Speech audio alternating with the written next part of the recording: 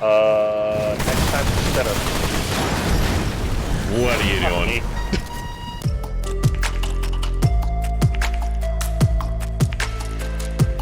What's going on, guys? Today I've got the ultimate vampire bleed build. This build guarantees your targets are always bleeding and capitalizing on that with extra damage.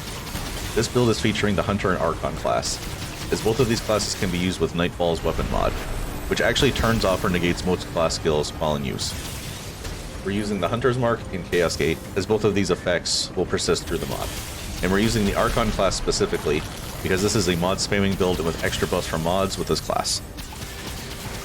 The armor set I'm using is the Fey Royal set with one off piece to keep this weight under 50. I like this set to give me sort of a royal vampire look, but you can use whatever suits you. For the Relic Heart, I'm using crit damage, crit chance, and weak spot damage. We actually don't need the mod power generation shard, and you'll see why in a bit. Now for the main weapon itself, Nightfall. Now when this game first came out, this weapon was broken beyond belief. However, after a recent patch that nerfed this weapon, it's still a top contender. The main reason this gun was broken is its weapon mod, and that's what we're going to be abusing today. We want this mod active all the time, and that's just what we're going to do.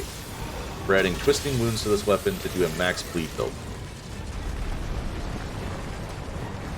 I'm pairing this with the God Splitter melee weapon, which taints the bloods of your enemy after a charged heavy attack, and mostly because this fits the vampire aesthetic which we're working on.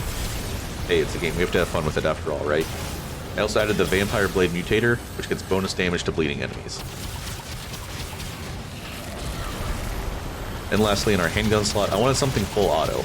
The Nightfall is in semi-auto most of the time when not using the mod, so I opted for the M60 with Hotshot and Bandit.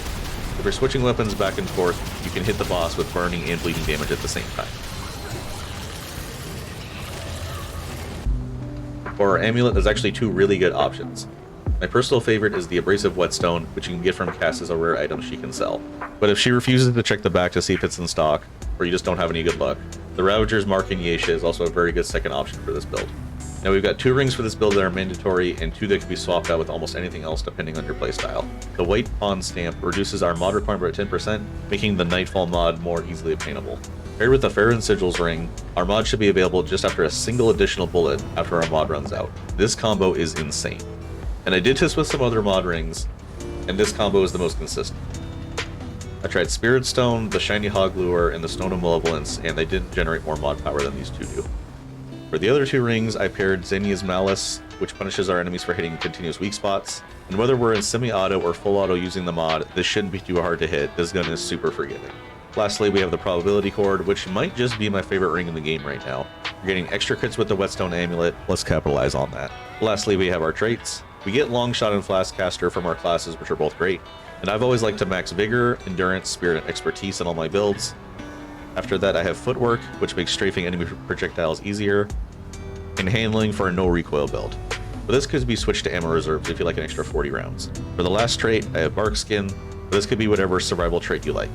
Glutton, Fortify, Bloodstream, all good options. Alright, I've shown you the gear, now let's back it up. Now I can't actually show you the full power of this build just at the range, as the dummies they have set up can't bleed. But don't worry, I have a boss fight coming up at the end of the video to show the numbers. Now we're getting about 2k damage at the range, but this is basically without our mutator or amulet working at all. But check this out.